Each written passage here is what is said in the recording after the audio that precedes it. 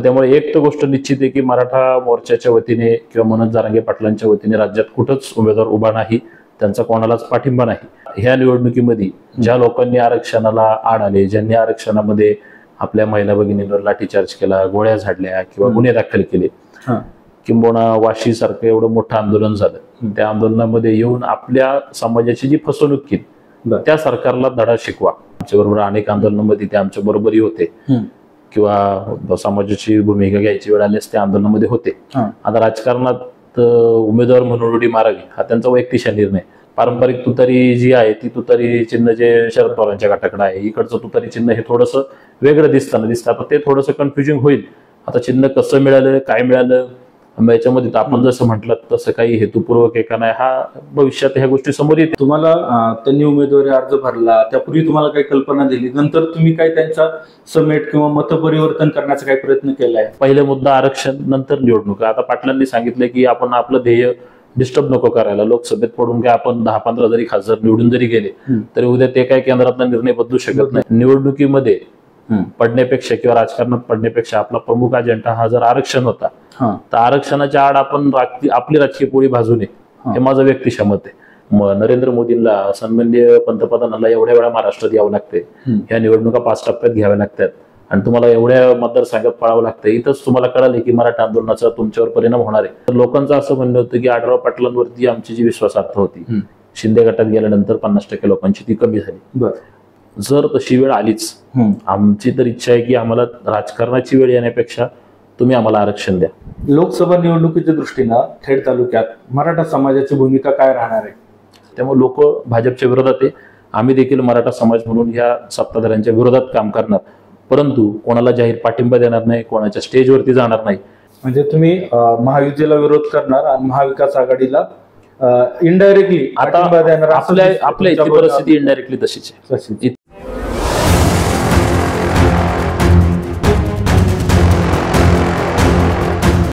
मराठा योद्धा मनोज जरांगे पाटील यांनी लोकसभा निवडणूक न लढवण्याचा निर्णय घेतल्यानंतर खरं तर महाराष्ट्रभर लोकसभा निवडणूक मराठा क्रांती मोर्चाचे पदाधिकारी निवडणूक लढवणार नाहीत याबाबत सर्वत्र खरं एकमत होणार होतं, पण तसं झालेलं नाही। खेड तालुक्यात मराठा क्रांती मोर्चाचे समन्वयक मनोहर वाडेकर यांनी लोकसभेसाठी उमेदवारी अर्ज भरला, त्यानंतर माघारीनंतरही त्यांची माघार झाली नाही आणि त्यांना तुतारी हे चिन्ह मिळालं। आता खेड तालुक्यात म्हणजे मनोहर वाडेकर यांना तुतारी ह्या चिन्हानंतर खूप वादंग निर्माण झालं, वेगवेगळ्या चर्चा निर्माण झाल्या।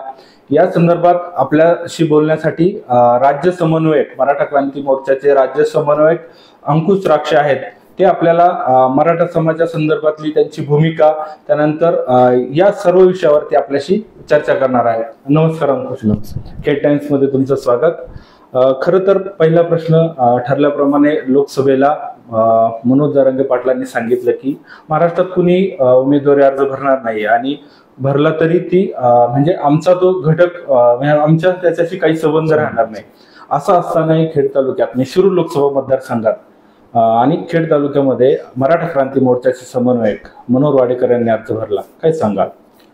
खरं तर आपल्या सर्वांना माहिती आहे की मागच्या काही दिवसांपूर्वी ज्या पद्धतीने राज्यभर मराठा क्रांती मोर्चाच्या सर्व पदाधिकाऱ्यांनी अहवाल सादर केला, अहवालातनं प्रत्येक ठिकाणचा वेगवेगळा अहवाल आला, काही ठिकाणी अपूर्ण अहवाल आला।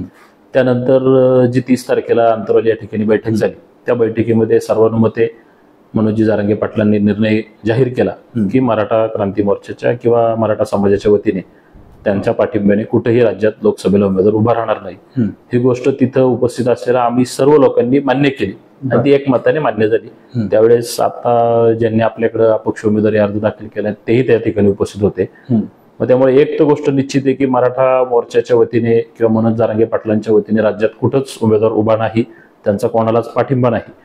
परंतु आता एखादा उमेदवार जर उभा राहत असेल तर तो त्याचा व्यक्तिशः स्वातंत्र्य आहे, त्यांना ते उभं राहण्याचा त्यांचा वैयक्तिक अधिकार आहे। मराठा क्रांती मोर्चाचा मनोहर वाडेकरांना नाही, मराठा क्रांती मोर्चाचा कुठल्याही उमेदवाराला राज्यात अपक्ष उमेदवार असू द्यात, पक्षीय उमेदवार असू द्यात, कोणालाच पाठिंबा नाही हे जरांगे पाटलांनी स्पष्ट सांगितलेलं। फक्तच का ह्या निवडणुकीमध्ये ज्या लोकांनी आरक्षणाला आड आले, ज्यांनी आरक्षणामध्ये आपल्या महिला भगिनींवर लाठीचार्ज केला, गोळ्या झाडल्या किंवा गुन्हे दाखल केले, किंबहुना वाशीसारखं एवढं मोठं आंदोलन झालं, त्या आंदोलनामध्ये येऊन आपल्या समाजाची जी फसवणूक केली बरं. त्या सरकारला धडा शिकवा एवढंच सांगितलं. आणि मराठा समाज तेवढा सुज्ञ आहे, कोणाला धडा शिकवायचा हे मराठा समाजाला माहिती आहे आणि ते ह्या निवडणुकीत निश्चितपणाने जागा दाखवून देतील. नाही, पण आता या म्हणजे मनोहर वाडेकरांच्या उमेदवारी आणि त्यांच्या चिन्हाबाबत वेगवेगळ्या चर्चा शिरूर लोकसभा मतदारसंघात आहेत. आणि एवढंच नाही तर मग ते मराठा क्रांती मोर्चाचे समन्वयक आहेत आणि त्यांनी खरं तर खूप आंदोलनं त्यांच्या नेतृत्वाखाली लढली गेली. त्यांनी ते नेतृत्वात हिरिरीनं उतरले, हे आपण सर्वांनी पाहिलं. तरी हा उमेदवार मैदानात येतो आणि मग त्याच्या मागे काय सांगाल तुम्ही? पण आता ते व्यक्तिशः आम्ही एकत्र भरपूर आतापर्यंत काम केलं. आमच्या बरोबर अनेक आंदोलनामध्ये ते आमच्या बरोबरही होते किंवा समाजाची भूमिका घ्यायची वेळ आल्यास त्या आंदोलनामध्ये होते. आता राजकारणात उमेदवार म्हणून उडी मारावी हा त्यांचा वैयक्तिक निर्णय. परंतु मला वैयक्तिक विचाराल तर आता मराठा क्रांती मोर्चाची संघटनेची एवढी तरी तयारी नव्हती की आम्ही लोकसभा लढवावी आणि ती पण जारंगे पाटलांच्या सपोर्टच्या विना लढवावी, अशी तयारी नव्हती. आणि कुठली निवडणूक लढवताना पहिल्या उमेदवारांनी विचार केला पाहिजे की आम्हाला निवडून यायचं. मग आपण निवडून येण्याकरता उभं राहतोय आणि जर तुम्हाला कोणाला पाडायचंच आहे तर तुम्ही बिगर उभं राहताही कोणाला पाडू शकता ज्याला पाडायचे. आणि तसंच जारंगे पाटलांनी सांगितलं, त्यांच्या भूमिकेशी त्यांनी सहमत राहायला हवं होतं. व्यक्तिशः आम्ही तरी कोणी त्या गोष्टीचं समर्थन करत नाही किंवा अनेक मंडळी कोणी त्या प्रक्रियेमध्ये आता नाहीत. आता ते उभे राहिले, त्यांचा तो वैयक्तिक अधिकार आहे, त्यांना स्पेस दिसली असावी की याच्यामध्ये दोन्ही उमेदवारांमध्ये मला स्पेस दिसते म्हणून ते राहिले असतील. आता चिन्ह आजकाल कळालं की चिन्हही त्यांना जे तुतारी चिन्ह मिळाले आणि महाविकास आघाडीचं तुतारी वाजवणारा माणूस असं चिन्ह, त्याच्यामध्ये कन्फ्युजिंग होईल असं एक चिन्हाचं नाव ऐकल्यावरती कन्फ्युजिंग आहे. प्रत्यक्ष चिन्ह बघताना ते तुतारी चिन्ह हे तुतारी वाटत नाही.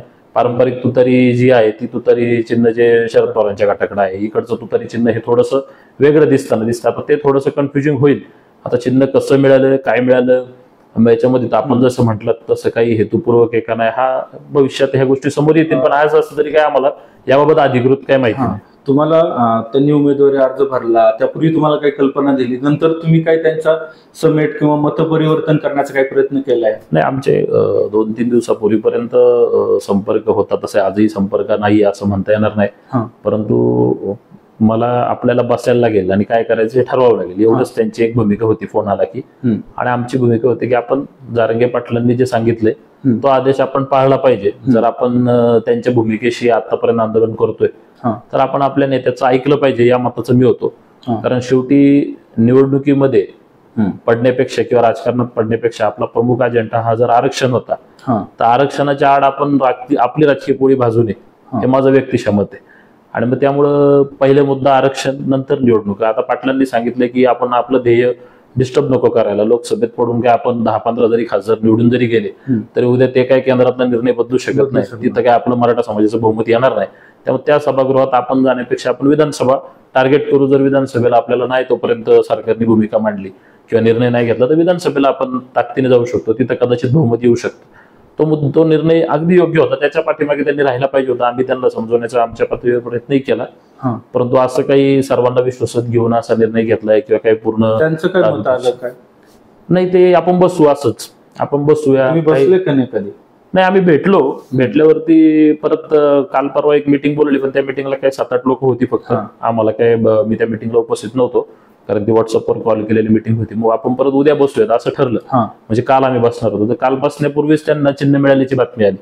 मग त्याच्यामुळे एकीकडून आपण बैठका करायच्या अशा भूमिकेला असताना त्यांनी ते त्यांच्या निर्णयाने बाकीच्यांना बरोबर घेऊन जाण्याऐवजी पुढे गेले. आता त्यांच्या माझा काही वैयक्तिक वाद किंवा असा काही प्रक्रिया नाही, परंतु मी जारंगे पाटलांच्या भूमिकेबरोबर आहे. त्यामुळे उभं राहू नये हे माझा मित्र म्हणून त्यांना अजूनही सल्ला असेल की आपण आता संपला, आता विषय संपला. माघार ते लढणार म्हणजे उमेदवारच ते आहेत लोकसभेचे. तुम्ही तुमच्या बोलण्यातून तुम्ही म्हटलं की आपला अजेंडा आरक्षण आहे आणि कुणीही त्याच्या आड न येता आपली राजकीय पोळी भाजू नये. मनोहर वाडेकर राजकीय पोळी भाजतात. आता हे आगामी काळात कळेल. आज तर ते चित्र वाटत नाही. आता तुर्तास तर त्यांची भूमिका आहे की मला लढायचंय, तो व्यक्तिशः प्रत्येकाला अधिकार आहे लढावा. आता त्यांना काय मेरिटवर वाटलंय की ते लढावेत त्या हिशोबाने ते उभे असतील किंवा दोन्ही उमेदवारांच्या ऐवजी एक पर्याय असावा ह्या हिशोबाने उभे असतील. आता अनेक 20-30 उमेदवार उभे आहेत, जसं बाकीचे उभे आहेत तसेच त्या तुलनेत तेही उभे आहेत. मग त्यामुळे आता याच्यात भविष्यात काही गोष्टी समोर आल्यानंतर कळेल, पण आजच्या परिस्थितीत तरी असं काही ठामपणे आता म्हणता येणार नाही. तुम्ही या राज्य पातळीवर नेतृत्वावर काम करता मराठा आंदोलनामध्ये, तुम्ही या संदर्भात काही कळवले जरांगे पाटलांपर्यंत? नाही, आता अलीकडच्या ज्यावेळेस लोकसभेचा प्रचार चालू असताना जरांगे पाटलांचे पुणे जिल्ह्यामध्ये 2 दौरे झाले. दोन्ही दौऱ्यांचं संपूर्ण नियोजनामध्ये आम्ही ताकदीने सहकार्य सोबत होतो. 3 दिवस ते मुक्कामी होते, त्यांचं सर्व नियोजनाची व्यवस्था मीच त्या ठिकाणी बघत होतो.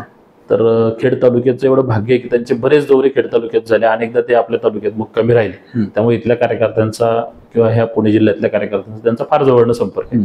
आमची याबाबत त्यांची चर्चाही झाली. त्यांनी स्पष्ट सांगितलं की माझा पाठिंबा नाही, असं काय उभं कोणी राहू नका. आता उदाहरण द्यायचं झालं तर मंगेश साबळे म्हणून त्यांच्या परिसरामध्ये तिथे एकदम चांगला होतकरू कार्यकर्ता आहे, ज्याचं आंदोलनात फार मोठं योगदान आहे. त्यांच्यासारखं व्यक्तिमत्व उभं राहिल्यानंतर देखील पाटलांनी सांगितलं की माझा त्यांना पाठिंबा नाही. बरोबर. यावरनं आपण समजून घेतलं पाहिजे की एकदा त्यांचं म्हणणं आहे, मी जर एका मतदारसंघात पाठिंबा दिला आणि दुसऱ्या, मग माझ्या बाबतीत लोकांची विश्वासार्हता कमी होईल. आज जर मी जाहीर केलंय की मी आता कोणाला पाठिंबा नाही, तर मला त्या भूमिकेशी ठाम राहावं लागेल. उद्या तुम्ही लढताय, तुम्ही तुमच्या जीवावर लढा, मी तुमच्या बरोबर नाही. तुम्हाला जर एखाद्याला उभं राहायचंय तर तुम्ही तुमच्या मनके मालक आहेत, पण मराठा समाजाचं किंवा आरक्षणाचं नाव वापरू नका, ही भूमिका त्यांची होती. आणि आता पूर्वी काय झालं की मागच्या काळामध्ये मराठा समाजाच्या अनेक संघटना झाल्या. सकल मराठा समाज झालं, मराठा महासंघ असेल, मराठा क्रांती मोर्चा, मराठा ठोक मोर्चा. आता या निर्णयावरती जरांगे पाटील आहेत की आपण इथून पुढे एकच वेगळा बॅनर ठेवूयात की अखंड मराठा समाज. आणि अखंड मराठा समाज या नावावरती आता जरांगे पाटलांच्या नेतृत्वाखाली मराठा समाज हा राज्यामध्ये आगामी काळात काम करेल, आताही काम करतोय. पुणे जिल्ह्यातले जे दौरे झाले त्या दौऱ्यांमध्ये देखील असा प्रसंग मावळ विधानसभा मतदारसंघात होता. तिथं आमचे विनोद साबळे पाटील इच्छुक उमेदवार होते. बऱ्याच ठिकाणी अशी परिस्थिती होती. तर त्या ठिकाणी त्यांनी असंच सांगितलं की लढू नये. या बाबतीत माझं त्यांचं चांगलं कम्युनिकेशन आहे त्या बाबतीत की तुम्ही समाजाची जी भूमिका आपण जाहीर केली त्या भूमिकेबरोबर राहा आणि माझा कोणाला पाठिंबा नाही, हे त्यांचं ठाम मत आहे. जरांगे पाटलांनी सांगितलं की विधानसभा आपण टार्गेट करूया, लोकसभेपेक्षा विधानसभा आपल्यासाठी जमेची बाजू राहील. तर आता तुम्ही तर लोकसभेच्या दरम्यान त्यांनी सांगितलं होतं की चाचपणी करा तुम्ही, त्यानंतर खरं तालुक्यातल्या म्हणजे पश्चिम पट्टा असेल, तुम्ही सर्व गावांमध्ये फिरून पाहिलं, तुम्हाला काय प्रतिसाद जाणवला? आम्हाला 24 तारखेच्या अंतरवालीच्या सभेनंतर जरांगे पाटलांनी सांगितलं की गावोगावी जाऊन अहवाल करा. त्याही सभेचं वातावरण पाहिलं तर तिथं पाटीलांची भूमिका नव्हती राजकारणात यावी. खालून जो बैठकीसाठी म्हणून बैठक बोलवली, लाखोंचा मॉब बैठकीला आला आणि त्या लाखोंच्या मॉबने ओरडून ओरडून सांगितलं की आपल्याला इलेक्शन लढावे लागेल. कारण एक मॉब सायकोलॉजीमध्ये पाटलांना ते ऐकावं लागलं. मग शेवटी असा निर्णय घेण्यापेक्षा तुम्ही अहवाल आणा, तुम्ही गावाला जा, प्रत्येकाने आपापल्या गावात जाऊन अहवाल आणा, हे सांगितल्यानंतर मी स्वतः या लोकसभा मतदारसंघात आपल्या तालुक्यात असेल, मनसर असेल, नारंगाव, जुन्नर असेल, शिरूर, हडपसरचा काही भाग असेल, भोसरीत मला जाता नाही आलं, वेळ पुरला नाही, कारण आम्हाला 5-6 दिवसाचाच कालावधी होता. जिथं जिथं जाता आलं तिथल्या स्थानिक पदाधिकाऱ्यांशी चर्चा करून आम्ही गावोगावी बैठका घेतल्या, बरेच दौरे केले. तर जवळपास मी 126 गावांचा अहवाल माझ्या वतीने मी या मतदारसंघातला त्यांच्याकडे सुपूर्द केला. जिथं जिथं आम्ही जात होतो लोक फार उत्स्फूर्त होती की मराठा समाजाच्या वतीने उमेदवार उभ्या करणार आहेत आणि जरांगे पाटील त्याचं नेतृत्व करणार असतील तर आता आम्ही सर्वांना कटावलोय, आता आम्ही ह्या भूमिकेसाठी यायला तयार आहोत, अशी परिस्थिती होती. कारण मी नुसता बैठक घ्यायला म्हणून जात होतो की तुम्ही आम्ही लोकांना प्रामाणिकपणे विचारायचो की तुम्ही सांगा की लढावं की नाही लढावं, किंवा तुमचं काय अन्य मत असेल ते आम्ही लिहून घेऊ, जो खरा अहवाल असेल तो अहवाल द्या, याच्यामध्ये आम्हाला पारदर्शकता पाहिजे. आम्ही म्हणत नाही की तुम्ही सांगाच. लोक स्पष्टपणे 99% ठिकाणी लोक म्हणायची लढावं. काही अंशतः लोकांचं म्हणणं होतं की जे पूर्वीच्या काळात वंचित आघाडी मागच्या सरकारमध्ये वंचित आघाडीमुळे जी काही सीटं पडली, राष्ट्रवादीची असतील, काँग्रेसची असतील, मग त्यावेळेस म्हटलं गेलं की वंचित ही भाजपला फायदा झाला वंचितच्या याच्यामुळे किंवा बी टीम वगैरे असं काही. तर तसा उद्या जरांगे पाटलांना आरोप होईल, आपल्यामुळे भाजपलाच इनडायरेक्टली फायदा होईल, ज्यांच्या विरोधात आपण आंदोलन करतोय त्यांनाच फायदा होईल, असंही काही लोकांचं सर्वेक्षण आलं.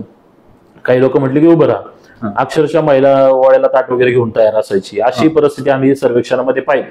परंतु कसं होतं, ज्यावेळेस आम्ही इथलं सर्वेक्षण पोहोचवलं आता त्यावेळेस प्रत्येक ठिकाणी लोकांची चढाओढ कार्यकर्त्यांची ही याच्यात लागली होती की मी उमेदवार का तू उमेदवार. आणि शेवटी एखाद्या आंदोलनामध्ये जर डायरेक्ट राजकारण येणार असेल तर त्याच्यामध्ये जर राजकारणापायी जर आंदोलनात गट पडणार असतील तर तुमच्या चळवळीला हा धोका पोचतो. मग शेवटी एवढ्या घाईत जर उमेदवार उभे केले असते तर ही खाली चळवळ गटपटांमध्ये वाटण्यात गेली असती आणि याचा काही फार फायदा झाला नसता. कारण वेळ 1-1.5 महिन्याच्या कालखंडात 5 टप्प्यातल्या निवडणुका, पहिल्या टप्प्यातल्या निवडणुका फार लवकर होत्या, एवढं सगळं कव्हर होणं मुश्किल होतं.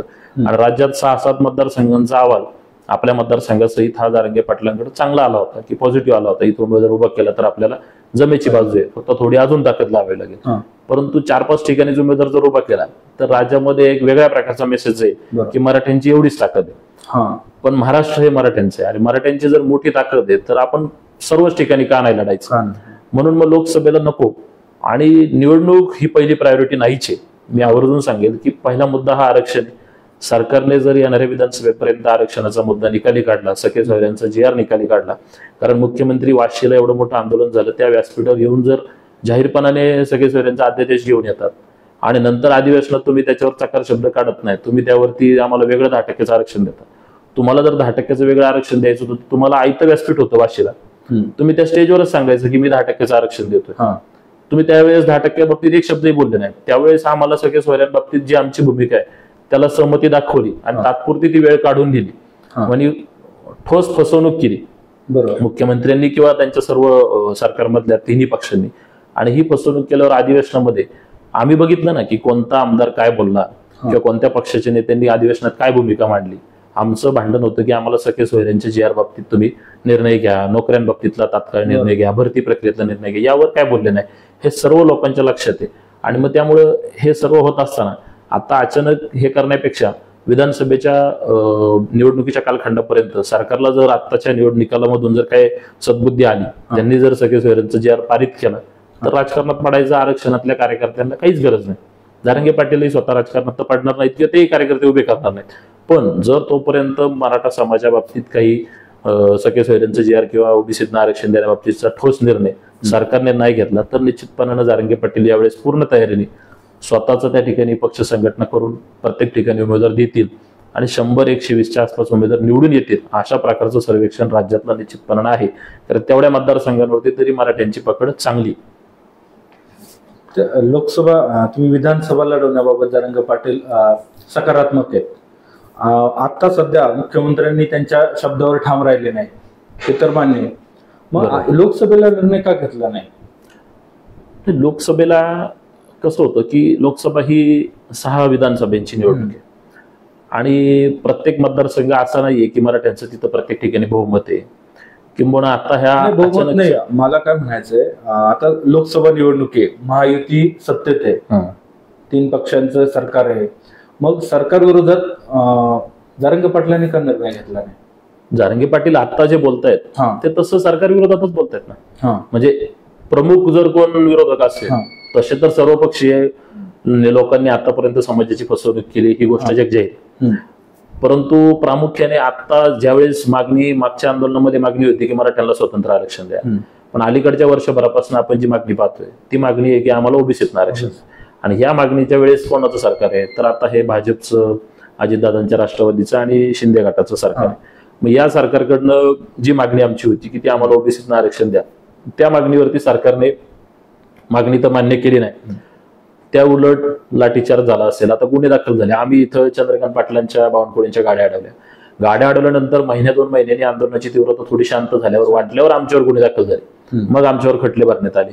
रांजणगावची सभा झाली रात्रीची, तिथल्या लोकांवर उशिरा गुन्हे दाखल झाले. असं जे सरकारने केलं, गृह खात्याचा जो वेगळ्या पद्धतीचं आंदोलन दाबण्यासाठीचा जो वापर केला किंवा नको त्या ठिकाणी लाठीचार्ज केला, हे सगळं लोकांच्या लक्षात आहे. आणि जारंगे पाटलांनी आता काल परवाचं स्टेटमेंट त्यांनी सांगितलं ना की नरेंद्र मोदींना, सन्माननीय पंतप्रधानांना एवढ्या वेळा महाराष्ट्रात यावं लागते, ह्या निवडणुका 5 टप्प्यात घ्याव्या लागतात आणि तुम्हाला एवढ्या मतदारसंघात पळावं लागतं. इथंच तुम्हाला कळाले की मराठा आंदोलनाचा तुमच्यावर परिणाम होणार आहे आणि म्हणून तर पंतप्रधान एवढी ताकद लावतात.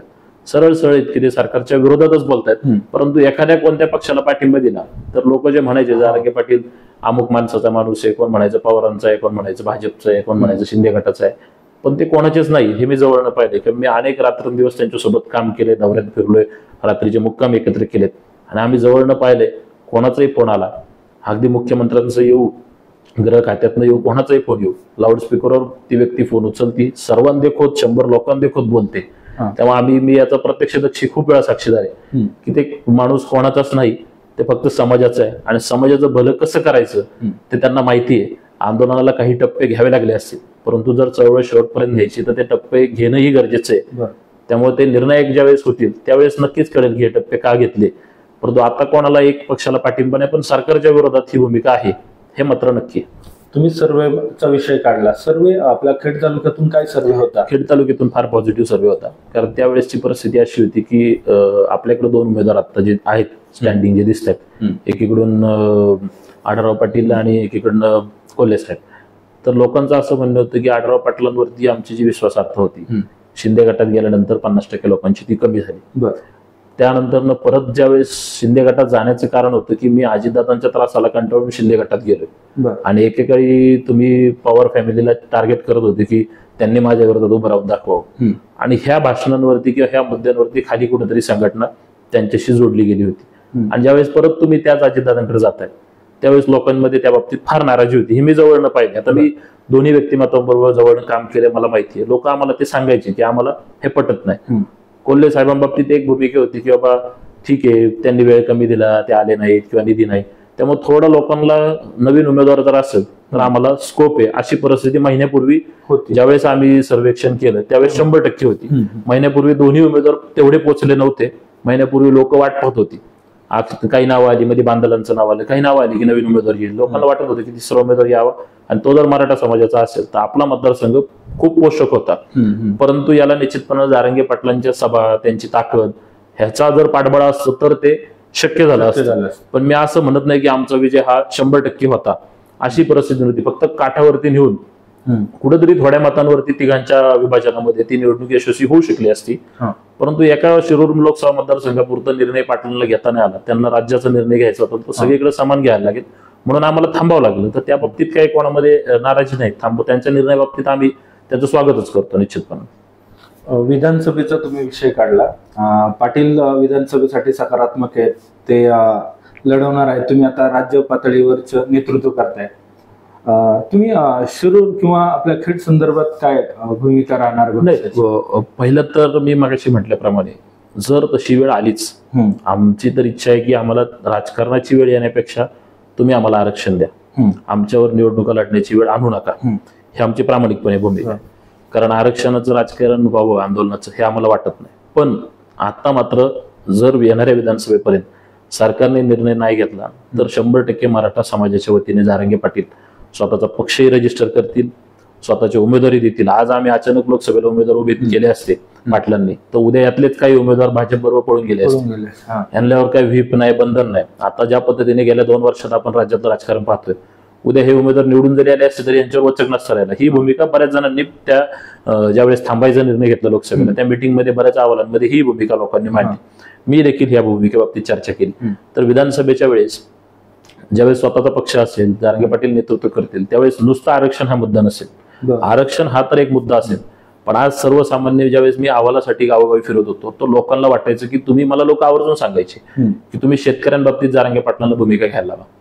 आणि मला विश्वास आहे ज्यावेळेस जारंगे पाटील शेतकऱ्यांसाठी आंदोलन करतील त्यावेळेस या देशातलं सर्वात मोठं आंदोलन त्यांच्या नेतृत्वाखाली शेतकऱ्यांचं, सर्व जातीच्या लोकांचं एकत्रित येऊन उभं राहील. माझ्या तालुक्यापुरतं म्हणाल तर माझ्या तालुक्याबाबतीत एवढी मोठी आशिया खंडातली MIDC आपल्या तालुक्यामध्ये, पण आजही रोजगाराबाबतीत आमचा तरुणांचा फार मोठा प्रश्न आहे. आजही आमचा चांगला शिकलेला तरुण हा MIDCत कॉन्ट्रॅक्टवर कामाला जातो, आणि जे पुढारी फिरताना दिसतात यांचे स्वतःचे त्या लेबर कॉन्ट्रॅक्टची ठेकेदारी, कुठे त्या कंपनीत काहीतरी ठेकेदारी, परंतु आमचा सर्वसामान्य कार्यकर्ता हा तिथं कॉन्ट्रॅक्टवर कामाला जातो. परंतु जर आमच्या भागात MIDC आली तर तिचा फायदा आम्हाला कधी होईल? आमची लोक परमनंट झाल्यावर, कंपनी रोलवर कामाला गेल्यावर. त्यामुळे आगामी कालखंडामध्ये विधानसभेच्या दृष्टिकोनातून जर अखंड मराठा समाजाच्या जारंगे पाटलांच्या नेतृत्वाखाली पुढे जाण्याची वेळ आलीच, येऊ नये अशी आमची इच्छा आहे. त्याच्या अगोदर आरक्षण मिळावं, पण आरक्षण नाही मिळालं, आणि जर ती वेळ आली तर मराठा समाजाला आरक्षण, शेतकऱ्यांचा मुद्दा आणि माझ्या तरुणांचा रोजगाराचा मुद्दा, ह्या 3 मुद्द्यांवरती या तालुक्यामध्ये आणि महाराष्ट्रातल्या उर्वरित भागात देखील जारंगे पाटीलांच्या नेतृत्वाखाली निश्चितपणे काम होईल आणि मोठ्या प्रमाणावर उमेदवार निवडून येतील. जर तशी भूमिका राहिली तर ते आगामी काळात एक वेगळ्या कलाटणी देणारं महाराष्ट्रातलं राजकारण असेल. तुम्ही म्हणाल विधानसभे खेड तालुक्यामध्ये कोण उमेदवार असेल मराठा समाजाचा? आता मराठाचे शेवटी जारंगे पाटील देतील तो आदेश आम्हाला मान्य आहे. नाही, पण तुम्हीच आता मला तर त्यांनी आतापर्यंत काम करताना बरोबरचे कार्यकर्ते मला त्या हिशोबाने काम करायला, तयारी करायला सुचवतात स्वतःला. कारण बाबा ठीक आहे, तू सभापती होता, बाजार समितीवर होता, सरपंच पासून राजकारण पाहिले, अनेक संघटनेत काम केले, त्यामुळे कामाचा अनुभव आहे, चळवळीचा अनुभव आहे. मराठा समाजाची चळवळ देखील आपण सर्वजण पाहताय की खेड तालुक्यामध्ये, पुणे जिल्ह्यात सर्वात ऍक्टिव्ह आंदोलन आम्ही अंतरवाढीनंतर आपण 120 दिवसाचं साखळी उपोषण या ठिकाणी सक्रिय ठेवलं. आमरण उपोषण मी स्वतः त्या ठिकाणी केलं. 30 दिवसाचा कीर्तन सप्ताह केला. तेव्हा आंदोलनाचे जे जे टप्पे झाले ते खेड तालुक्यामध्ये आतापर्यंत चांगल्या प्रकारे झाले, याची नोंद जारंगे पाटलांकडे आहे. त्यामुळे निश्चितपणे जर आगामी काळात त्यांनी आदेश दिला तर त्या भूमिकेने पुढेही जाऊ. माझ्या व्यतिरिक्त अन्य कोणाला संधी दिली, त्या व्यक्तीवर मेरिट असेल, त्यांना वाटलं की माझ्या व्यतिरिक्त अन्य व्यक्तीला मेरिट आहे, त्याही व्यक्तीबरोबर राहू. राजकारणापेक्षा निर्णय होणं हे महत्वाचं आहे. ज्या गोष्टी करता आम्हाला लढायचंय, आमचा पहिला मुद्दा आरक्षण आहे आणि तो जर मार्गी लागणार असेल तर आम्हाला त्याचा आनंदच आहे. कधी लोकसभा निवडणुकीच्या दृष्टीनं खेड तालुक्यात मराठा समाजाची भूमिका काय राहणार आहे? आता यामध्ये एक बाब महत्वाची अशी की पाटलांनी जी भूमिका सांगितली, जारंगे पाटलांनी जी भूमिका सांगितली की आपण ज्यांनी त्रास दिला त्यांना पाडा. सरळ सरळ की सरकारच्या विरोधी ही भूमिका आहे. म्हणजे स्टँडिंग सरकारच्या विरोधात मराठा समाज राहील. आता याच्यात स्थानिक पातळीवरची जर परिस्थिती आपण पाहिली तर ज्यावेळेस 120 दिवसाचं आमचं राजगुरुनगरला उपोषण चालू असताना अनेक पक्षांची, कारण उपोषणाला ज्यावेळेस आम्ही बसलो, साखळी उपोषण असेल किंवा आमरणला बसलो, अनेक पक्षांची लोक राजकीय हेवेदावे बाजूला सोडून उपोषणासाठी समाज म्हणून भेट द्यायला आली. अनेक अशी लोक होती की ज्यांचं माझं राजकीय शत्रुत्व होतं, तरी ती लोक तिथं आली. मी अनेकांची नावं सांगू शकतो यामध्ये की त्या लोकांनी येऊन तिथं समाज म्हणून पाठिंबा दिला की तू करतोय, समाजासाठी करतोय, चांगली गोष्ट आहे, किंवा तुम्ही सर्वजण बसलो उपोषणाला, आम्ही तुमच्या बरोबर आहे. पण आताचे माजी खासदार जे मराठा समाजाचे, मराठा समाजाचे असून सुद्धा अनेकदा त्यांची गाडी उपोषणाच्या समोरून गेली, पण एकदाही आंदोलनस्थळी थांबले नाही. किंवा शेजारी रिंग रोडचं आंदोलन चालू होतं, तिथं उपोषणाला भेट द्यायला आले, परंतु ह्या उपोषणाच्या ठिकाणी भेट द्यायला आले नाही. किंवा आमच्याच ठिकाणी नसेल, पूर्ण शिरूर लोकसभा मतदारसंघात कुठल्याच ठिकाणच्या आंदोलनात, आता नारायणगावला आंदोलन चालू होतं, खोडदला होतं, मनसरला होतं, म्हाळुंगे पडवला होतं, जुन्नरला होतं, शिरूरमध्ये होतं, कुठंच त्यांनी भेट दिली नाही. दुसऱ्या उमेदवाराची बाजू आपण घ्या की आता आमची मागणी आहे की आम्हाला ओबीसीतून आरक्षण पाहिजे, ओबीसीतून आरक्षण पाहिजे, ह्या मागणीवर आम्ही उपोषणाला बसलो. पूर्वी सर्व लोक येऊन पाठिंबा द्यायची. ज्यावेळेस 18-19चं आपण आंदोलन बघतो, कारण त्यावेळेस मराठा समाज स्वतंत्र आंदोलन मागत होता. आज आम्ही ओबीसीतनं मागतोय. ओबीसीतनं आंदोलन आम्ही मागत असताना 1 ऑक्टोबर रोजी विद्यमान खासदार अमोल कोल्हे हे त्या आंदोलनाला भेट द्यायला आले, जे की जेव्हा ते ओबीसी समाजातून येतात तरीही, म्हणजे मला जातीय राजकारण करायचं नाही, परंतु तरीही लोकप्रतिनिधी म्हणून आपण त्या उपोषणाला भेट दिली पाहिजे ह्या भूमिकेतनं ते तिथे भेट द्यायला आले. त्या व्यतिरिक्त पवार साहेबांना भेट द्यायला घेऊन आले. आपल्याला आठवत असेल 1 ऑक्टोबरला शरद पवारांनी आंदोलनाला भेट दिली होती. मग मी म्हणतो ते व्यक्ती आल्यानंतर का व्हायना आढळवांना जाग यायला पाहिजे होती की आता तरी मी जाऊन भेट दिली पाहिजे. माझी काहीतरी नैतिक जबाबदारी आहे की दुसऱ्या समाजाचा माणूस जाऊन भेट देतोय किंवा विद्यमान खासदार जाऊन भेट देतोय, पण मी भेट देत नाही. त्यांनी तिथं भेट नाही दिली. जारंगे पाटलांची एवढी मोठी सभा राजगुरुनगरला झाली, त्या सभेमध्ये अनेक पक्षांच्या लोकांनी, सर्व राजकीय नेत्यांनी काही ना काही पूर्ण फुलाची पाकळी त्या सभेसाठी मदत करण्याची भूमिका घेतली. मग कोणी बिस्लरीच्या बाटल्या दिल्या, कोणी जेवण दिलं, काय दिलं. त्याही वेळेस काय असं बाळराव पाटलांकडनं असं काय आले की काही त्यांनी मदत करण्याची भूमिका घेतली असं वाटलं नाही. मग आता काही लोक म्हणतात की आपण आता समाज म्हणून बघितलं पाहिजे, परंतु जारंगे पाटलांनी एक गोष्ट सांगितली की तुम्ही समाज बघू नका. व्यक्ती कुठल्याही समाजाचा असू द्या, तो दलित असू द्या, आदिवासी असू द्या, अन्य समाजाचा असू द्या, त्याला निवडून द्या, पण मराठ्यांनी एकत्र होऊन यांना जागा दाखवून द्या. बरोबर. मग त्यामुळे आता समाज बघण्यापेक्षा ज्यांनी आम्हाला त्रास दिला ही भूमिका बघितली जाईल. या व्यतिरिक्त सर्वसामान्य पातळीवरती जेव्हा आपण विचार करतो तेव्हा अनेक लोक सांगतात की मागच्या 10 वर्षामध्ये किंवा यापूर्वी जर आपण पाहिलं तर आपल्या भागात IT पार्क झालं, आपल्याकडे MIDC झाली, किंवा खेड तालुक्यातली किंवा या लोकसभा मतदारसंघात जी 4-5 धरणं झाली, यामुळे इथला भाग हा सुपीक झाला. आमच्याकडची लोक आज जर आमच्याकडे धरणं नसती तर आज आपली परिस्थिती मराठवाडा विदर्भातल्या शेतकऱ्यांसारखी असती. धरणं झाली म्हणून आता लाखोंचं उत्पन्न शेतकऱ्यांना येऊ लागलं, किंवा MIDC झाली, IT पार्क झालं म्हणून रोजगार येऊ लागला. आता मी माझ्या नाशिक, नांदेड भागातले काही मित्र पाहतो जे इंजिनियर आहेत, त्यांना इंजिनियर असून तिथं 15-20 हजार नोकरी करावी लागते, पण तेच जर पुण्यात आले त्यांना लाखभर रुपये पगार भेटतो. असं जे धोरणात्मक काळ मागच्या काळाच्या सरकारमध्ये झालं ते ह्या 10 वर्षात मोदी सरकारने कुठं केलंय की पिढ्यानपिढ्याचा विकास होईल असं दिसलं नाही. रस्ते केले असतील, राम मंदिराचा विषय असेल, 370चा विषय असेल, त्या गोष्टींचं सर्वच जण समर्थन करतात, पण रोजीरोटीत भर पडेल असं काही केलेलं दिसत नाही. ही सर्वसामान्य लोकांची भूमिका आहे. माझी देखील एक व्यक्ती म्हणून मी ज्यावेळेस राजकारणाची जोडे बाजूला ठेवून विचार करतो त्यावेळेस निश्चितपणे हीच भूमिका आहे की मागच्या 10 वर्षात आमचा सर्वसामान्य लोकांचा काय फार फायदा झाला असं आम्हाला दिसून येत नाही. त्यामुळे सध्या तरी भाजपच्या विरोधात फार मोठी लाट सर्वसामान्य लोकांमध्ये, त्यात मराठा आरक्षणाच्या बाबतीत अजून भर पडेल की मराठा समाजा बाबतीत किंवा अन्य समाज आपण बघा, पटेल समाज घ्या, गुजर, पाटीदार समाज घ्या, त्यांची तीच अडचण होती आरक्षणाची. आज तुम्ही काँग्रेसचं जर हे वाचलं, मॅनिफेस्टो वाचला त्यांचं, तर काँग्रेसने त्याच्यामध्ये जाहीर केले की आम्ही 50% मर्यादा ओलांडायचा निर्णय सरकार आल्यावरती पहिल्या अधिवेशनात घेऊ. मग जर काँग्रेसने ते जाहीर केल्यानंतर भाजपने ते जाहीर करायला लागत होतं की आम्ही घेऊ, आम्ही ही 50% मर्यादा ओलांडू. तुम्ही जर 50% मर्यादा ओलांडली तर कोणालाही धक्का न लागता समाजाला आरक्षण मिळेल, आणि तो अधिकार फक्त केंद्र सरकारला आहे. केंद्र सरकारने जर 50% मर्यादा ओलांडली तर दुसऱ्या समाजाला धक्का न लागता आमचं आरक्षण कोर्टात टिकेल. पण आज ती मर्यादा ओलांडली जात नाही म्हणून आम्हाला स्वतंत्र आरक्षण टिकणार नाही हे माहिती आहे, कारण पूर्व इतिहास तसा आहे. मग अन्य जातींसाठी जर काँग्रेस सरकार चांगला निर्णय घेऊ शकतं, ते त्यांच्या जाहीरनाम्यात सांगू शकतं, परंतु तसं भाजप करताना दिसत नाही. तर तुम्ही कुठेतरी समाजांच्या विरोधात आहात, तुम्हाला कुठेतरी ही चळवळ चालू ठेवायची, हा संघर्ष चालू ठेवायचा आहे, आणि याच्यावरती भाजपला राजकीय पोळी भाजायची हे आम्हाला दिसतंय. आणि हे दिसत असताना राज्यात चाललेली परिस्थिती, मागच्या 2 वर्षात जे हाल मराठा समाजाचे केले, किंवा नाहक कोणाला तरी बोलायला लावायचं आणि उगीच जातीय तेढ निर्माण करायची, आणि वेगळ्या प्रकारचं राजकारण जे फडणवीसांनी केलं, किंवा सदावर्तेंना पुढे काढून काय काय वेगळ्या प्रकारे आतापर्यंत त्यांनी राजकारण केले, हे सर्वांना माहिती आहे. त्यामुळे लोक भाजपच्या विरोधात आहे. आम्ही देखील मराठा समाज म्हणून ह्या सत्ताधाऱ्यांच्या विरोधात काम करणार, परंतु कोणाला जाहीर पाठिंबा देणार नाही, कोणाच्या स्टेजवरती जाणार नाही. ग्राउंड लेवलवर बसून आम्हाला काय करायचं ते माहिती आहे, आणि त्या पद्धतीचा परिणाम येणाऱ्या इलेक्शनमध्ये तुम्हाला निश्चितपणाने झालेला दिसेल. या लोकसभा मतदारसंघात देखील सत्ताधाऱ्यांना मराठा समाज जागा दाखवून देईल. म्हणजे तुम्ही महायुतीला विरोध करणार आणि महाविकास आघाडीला इनडायरेक्टली आता आपल्या इथली परिस्थिती इनडायरेक्टली तशीच आहे. इथली परिस्थिती इनडायरेक्टली तशीच आहे. काही मतदारसंघात वेगळ्या उमेदवाराला पाठिंबा देतील, पण इथं जर उमेदवार विजयी जर करायचा आहे तर आम्हाला महायुतीच्या उमेदवाराला विरोध करावा लागेल. मराठा समाज महायुतीला विरोध करूनच काम करणार. आता ह्या मतदारसंघात तरी अशी परिस्थिती. आपल्या सोबत होते अंकुश राक्षे, जे मराठा क्रांती मोर्चाचे राज्य समन्वयक म्हणून काम पाहतात. त्यांनी शिरूर लोकसभा मतदारसंघामध्ये लोकसभेसाठी कोणत्या उमेदवाराला पाठिंबा द्यायचा, महायुती सोबत राहणार की महाविकास आघाडी सोबत, या सर्व प्रश्नांची त्यांनी आपल्याला दिलखुलासपणे उत्तरं दिली. याशिवाय मराठा क्रांती मोर्चाचे खेड तालुका समन्वयक मनोहर वाडेकर यांच्याबाबतचीही त्यांनी भूमिका स्पष्ट केली, आणि विधानसभेची काय गणितं असणार आहेत याबाबतही त्यांनी परखडपणे भाष्य केलं. तुम्ही आलात खेड टाइम्सला वेळ, त्याबद्दल धन्यवाद. मनापासून धन्यवाद.